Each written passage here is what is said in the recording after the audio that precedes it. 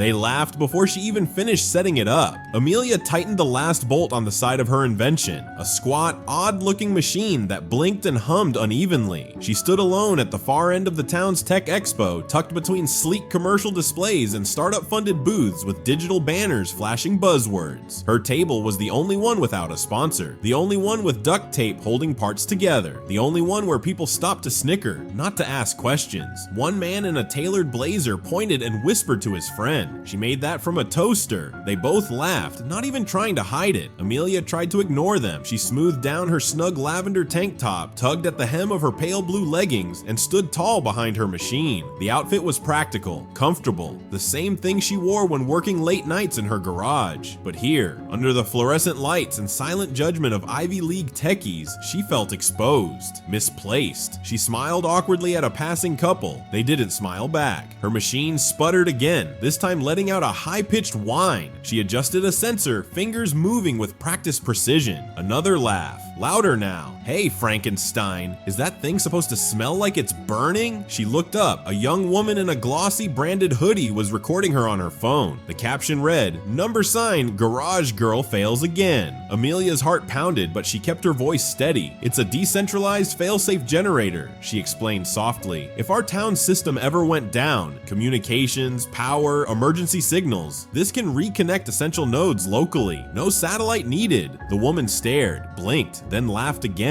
Sounds like sci-fi nonsense. No one asked about her code. No one asked why she built it. They just saw wires and zip ties. A pretty girl in tight clothes playing with junk. But Amelia didn't flinch. She looked down at her invention, the same one she'd spent 2 years building out of recycled parts, sleepless nights, and stubborn hope. Because deep down, she knew something no one else did. The system would fail, and when it did, she'd be the only one who could fix it. Long before anyone laughed at her tech, Amelia was the girl people called when things broke. Not because they trusted her, but because no one else wanted to bother. The school projector, she fixed it with a flashlight battery and a spoon. The neighbor's electric gate, she rewired it using an old phone charger. The community center's outdated thermostat, she cracked its circuit board with nothing but a soldering pen and instinct. But for all that, no one ever said thank you. At best, they'd mutter, "Smart kid," as they walked away. At worst, they'd roll their eyes and say, "Weird girl with wires again." Amelia grew up in a creaky yellow house at the edge of town, the kind with peeling paint, overgrown hedges, and a garage filled with rusted tools that still smelled like her dad. He was the only one who got her. A mechanic by trade, but an inventor at heart. He taught her that even broken things had value, if you knew how to look at them right. When he passed, Amelia was 17. The garage became her sanctuary, her escape, her lab. While her classmates chased likes on social media and prepared college essays, Amelia scavenged junkyards for parts and built circuit boards from scraps. She taught herself coding through free online courses, stayed up nights watching security breach documentaries, and practiced soldering until her fingers blistered. She didn't care about popularity, but even she couldn't ignore the whispers. They say she talks to machines. She sleeps in that garage. I bet she doesn't even shower. The worst part wasn't the ridicule, it was how predictable it all felt. Every time she stepped out in her pale green leggings and soft pink tee, clothes she wore because they were comfortable, not flashy, someone made a comment about her brain, about her body, about how someone like her didn't belong in tech. So she stopped trying to explain herself. Instead, she focused on building. Her inventions got better, quieter, smarter, faster, but the town's view of her never changed. At 23, she picked up a job waitressing at the local diner. It paid the bills, barely. She smiled when people waved, but said little more. No one ever asked what she did after her shifts, because to them, Amelia was just that girl in tight pastel clothes, pouring coffee with her hair in a bun and a smudge of grease on her arm. No one knew she was designing failsafe infrastructure systems in her spare time. No one knew she'd already prevented 2 minor security breaches at the local library by anonymously patching the router network. No one knew how much she wanted to help the town she lived in, the same town that never saw her, but Amelia had made peace with it. She didn't build for approval, she built because one day something would break that no one else could fix, and when that day came, she'd be ready. It started with a celebration. The mayor cut the ribbon in front of City Hall, cameras flashing as the town launched its brand new Smart Network initiative, a fully connected digital grid, linking everything from the hospital to the traffic system, water pumps to public alerts, all controlled by one central hub. Efficiency, innovation, security, the mayor had beamed, but Amelia stood at the back of the crowd, arms folded across her pale yellow tank top, unease curling in her gut like smoke. She didn't see security, she saw vulnerability. After the speech, she downloaded the public documentation. It was worse than she expected. Rushed code, reused server infrastructure, cheap off-brand firewalls. She spotted open ports that could allow remote access from anywhere in the world. Admin passwords still set to default. No multi-tiered backups. No local overrides. It wasn't a network. It was a time bomb. She stayed up all night mapping the system's blind spots. By morning, she'd written a detailed report and emailed it directly to the mayor's office, the city IT team, and the local news outlet. No one replied. A week later, she posted on the town forum, breaking it down in simpler terms. If someone hijacks the system, we won't just lose the internet. We'll lose power, hospitals, traffic lights, emergency services, everything. A few comments trickled in. Relax, nerd girl. You've been watching too many spy movies. And of course, still mad no one wanted your tin can invention. She tried again, this time walking into the city council office with a flash drive full of diagnostics. A staffer with a fake smile took it and promised to pass it along. They never did. Amelia left, shoulders tight, hands stuffed into the pockets of her mint green leggings, heart pounding with a mix of rage and helplessness. She wasn't looking for credit, she was trying to prevent disaster. But no one wanted to hear about a broken system, especially from a woman they thought didn't belong in the conversation. So the days passed. The town ran on blind confidence, glowing with free Wi-Fi and synced digital clocks. But behind the blinking lights, cracks were already forming. Amelia saw strange data spikes, login attempts from foreign IPS servers, overheating from silent stress tests. It wasn't just sloppy code anymore. Someone was probing the system, looking for a way in. She recorded it all, logged every anomaly, backed it up twice, and waited. Because if no one wanted her help now, they'd come crawling when everything collapsed. It happened on a Friday, the kind of warm, quiet evening where nothing seemed urgent, where the town drifted through routines like everything was just fine. Amelia had just returned home from the diner, hair tied back, still wearing her fitted peach tank top and seafoam green leggings, stained faintly with grease and sweat from another double shift. She tossed her keys onto the workbench, powered up her old monitor, and began reviewing the network logs, something she did every night, even though no one paid her to. And that's when she saw it. Thousands of remote login requests, all at once, hitting every system at the same time. No pattern, no delay, no hesitation. Her breath caught. It started, she whispered. She reached for her phone to call someone, anyone, but it was already too late. The screen went black, so did the monitor, and outside, the town did too. In a matter of seconds, the entire grid shut down. Streetlights blinked out, traffic signals froze, home alarms screeched briefly, then fell silent. The hospital generator kicked on and failed just as quickly. She ran to the window, darkness everywhere. The town she knew, buried in a blanket of confusion and fear. Then came the noise, the slow rise of car horns as drivers slammed brakes in unlit intersections. Sirens whined, directionless, disconnected from their command centers. People stepped out of their homes, phones held high, searching for signal, but finding nothing. No calls, no internet, no emergency services, no one in control. And then, across every working screen left, ATMs, smart billboards, even a few backup hospital monitors, a message appeared. $10 million, 12 hours, or your town stays dark. Amelia stared at the glowing text, heart thundering. It was a ransomware attack, a massive one. She recognized the encryption signature. It was custom, professional, designed to spread like a virus and shut down every digital heartbeat of the town. The mayor's office scrambled. City engineers couldn't trace the origin. The police were locked out of their own systems. Panic crept through every neighborhood. No one had backups. No one had protocols. No one had a plan. Except her. Amelia sprinted to her garage. Her boots echoed on the concrete floor as she yanked open her backup power system, cobbled together with solar cells, car batteries, and a modified wind turbine. The lights flickered back on. Her console booted up, and as the town descended into chaos, Amelia began to work. Because this wasn't just a glitch, this was war, and she was the only one who knew how to fight it.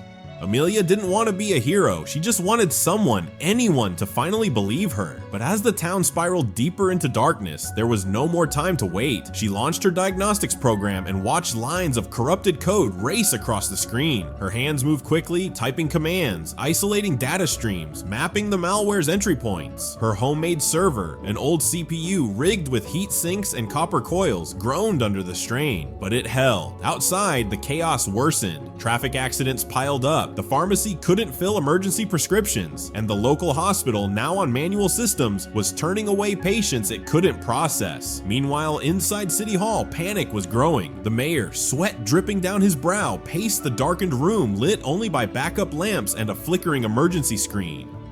"Where are the experts?" he barked. "They're trying," someone mumbled, "but none of them can get in. The hackers locked everything down." "Try harder. We don't have access. They bypassed our firewall and disabled the system controls." A soft voice interrupted. "She can do it." Heads turned. A young intern stood near the doorway, holding Amelia's printed report, the same one everyone had ignored weeks earlier. "Amelia Walker," he said, "the girl from the expo. She warned us. She knows the system better than anyone." The mayor scoffed. "You mean the waitress?" But desperation is a funny thing. It makes even the proud listen. Within minutes, Amelia stood in the middle of the council chamber, pale peach tank top streaked with grease, mint-colored leggings clinging to her legs, dark smudges on her arms from rewiring her emergency rig. Her hair was damp with sweat, tied in a messy braid. They looked at her like she was a joke, until she opened her mouth. "There are 6 main choke points in the town's network," she began calmly. "Your engineers focused on the wrong one. That's why the system collapsed. They're in through your unsecured smart utility loop. I can isolate it and run a bypass command to quarantine the breach. But I need access." The room went silent. One of the officers stepped forward. "That's not possible. That command doesn't exist." She held up a flash drive. "I wrote it last year." There was hesitation, doubt, the kind that clings when someone doesn't look like the solution. Then the mayor asked, "And what happens if this doesn't work?" Amelia looked him straight in the eye. "Then you lose the whole town." He stared at her for a long moment, then stepped aside. "Give her what she needs." They handed her a secure laptop plugged into a direct hard line. Amelia sat at the edge of the long mahogany table, surrounded by suits, uniforms, and skeptical eyes. Her fingers flew across the keyboard. Command prompts scrolled. She was inside the system. The attack was still live. Every second counted. The room watched in breathless silence as the girl they'd dismissed as a waitress, a garage tinkerer, a nobody, now held the fate of their town in her hands. And for the first time in her life, Amelia didn't wait for permission. She took the lead. Back in her garage, the place where everyone used to laugh at her, Amelia sat in front of 3 blinking monitors, heart pounding like a drum in her chest. She'd refused to stay in City Hall. Too many distractions, too many people watching her like a ticking clock. Here, surrounded by the smell of solder, rust, and engine oil, she could think. Here, she was in control. She stripped off her jacket, now soaked in sweat, revealing her snug coral tank top and pale mint leggings. Practical, tight-fitting, stained with grime, and marked with the weight of everything she had to carry. There wasn't time to worry about what anyone thought of how she looked, because the system was still bleeding. The attackers hadn't just planted a virus, they'd nested it inside multiple layers, like a digital parasite. With every firewall Amelia broke, another encryption block appeared. With every override she executed, the system rewrote itself. She gritted her teeth and kept going. Her keyboard clacked in furious rhythm, sweat trickling down her temples as she stared at cascading lines of code. Her eyes were bloodshot, her hands were shaking. She hadn't eaten since morning. The generator hummed beside her, running off a DIY solar inverter combo she'd built last summer. The entire town was still blacked out, except here. Here, one woman was fighting for all of it. Then, the screen froze. An error message flashed in red. "Intrusion detected, connection terminated." "No, no, no," she whispered. She slammed her hand against the desk. The hackers had found her. They'd traced the back door she was using and cut her access. She scrambled to her backup server, a salvaged tower she'd rebuilt from discarded hospital equipment and military-grade cooling tubes. Her fingers flew across the terminal, rerouting the signal through 3 proxy loops. Her heartbeat thudded in her ears. One screen came back to life, then another. She was back in, but she wasn't alone. A second cursor appeared on the screen, moving in real time. Typing saying something. Stay out. Her blood ran cold. This wasn't just code anymore. It was a war of will. Someone was watching her, reacting to her moves. A live adversary. Amelia clenched her jaw. "You picked the wrong town," she muttered under her breath. She launched her own counter sequence, a custom code breaker she'd written at 17. The attacker tried to block it with a recursive loop, but she anticipated it, redirecting the sequence through an unused emergency broadcast channel. The screens flickered. One of the power nodes lit up, active again. She was regaining control. Then a sudden thud outside her garage made her jump. She glanced at her camera feed. Two masked figures, dressed in black, standing near her garage door. Her stomach turned. Had they found her physically too? She triggered her emergency lockdown protocol, a mechanical bolt system she designed for this exact scenario. The lock slammed shut. Her makeshift defense grid, built with old taser parts and magnetic strip sensors, lit up along the frame. One of the men touched the door handle. A sharp crack of electricity rang out and he stumbled back, clutching his hand. They fled seconds later, disappearing into the shadows. Amelia exhaled, hands trembling. She wasn't just under cyber attack now, she was under siege. But she turned back to her screen, eyes burning with defiance. If they thought fear would stop her, they'd underestimated the wrong woman.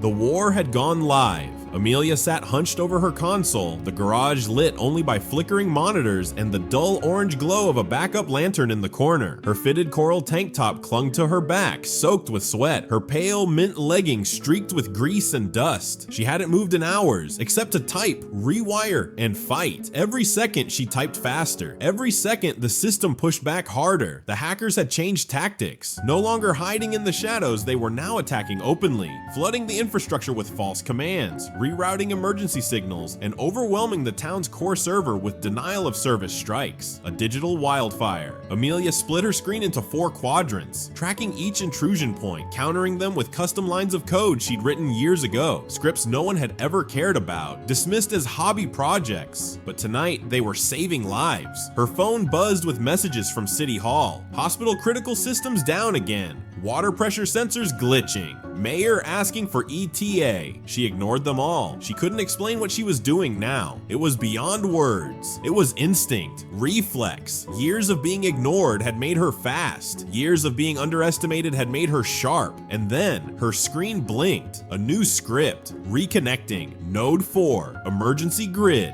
She gasped. It was working, but at the same time, she saw something else. A back door was opening again, this time from a new address. Not from overseas, not from Russia or China or anywhere exotic. From inside the town, someone local was helping the attackers. Her pulse spiked. It wasn't just a random cyber strike. This was coordinated. Someone who lived here was giving them access, slipping them credentials, mapping out the vulnerabilities she'd tried so hard to warn everyone about. She pulled up the geolocation trace, triangulated between 3 relay towers. Her breath caught City Hall. She ran the signal again, isolating the source. It was routed through an internal device, something with admin permissions, the mayor's office. For a second, her fingers hovered over the keyboard. Could it be sabotage? Could someone on the inside be trying to destabilize the town on purpose? She didn't have time to find out, because suddenly the entire system went black again. All 4 screens, dead silence. Amelia stared into the dark reflection of her own face on the monitor. No, don't do this, she whispered. Then her laptop beeped. A single flashing message appeared. Final phase. Full lockdown, T-minus 10 minutes. They were initiating a full collapse. After that, there would be no recovery, no backups, no way to salvage anything. The entire town would be digitally erased, its systems fried, its infrastructure wrecked. She had 10 minutes. With a surge of energy, she tore open her backup case, yanking out a secondary hard drive, preloaded with a contingency protocol she'd written a year ago after watching a documentary on ransomware attacks. It was risky. It could crash her own systems, but it was the only way. She plugged it in, the drive whirred, loading her last defense.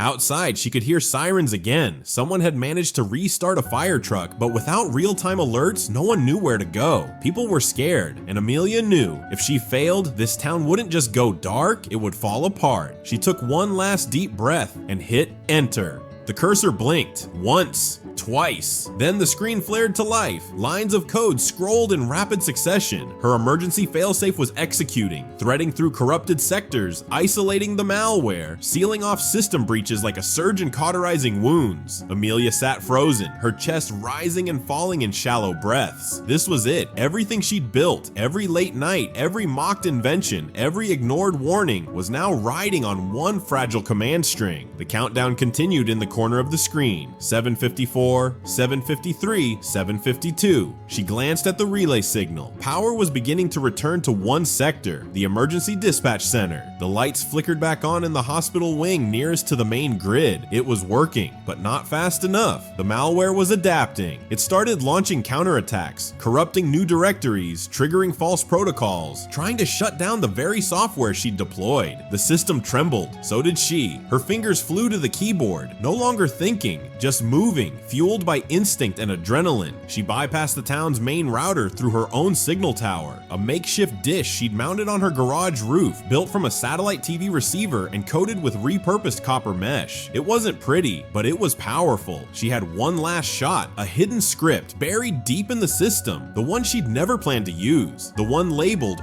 Root Armor Manual Override. It wasn't designed to win, it was designed to wipe, cut out every infected process, kill all external connections, and hard reset the town's digital foundation. It would leave behind nothing but a skeleton framework, but it would save the core. It would stop the collapse. The clock ticked. 4:23, 4:22. She hovered over the keyboard, heart pounding. The command couldn't be undone. She closed her eyes and pressed enter. The screens flashed white, then black. A high-pitched beep rang through the garage.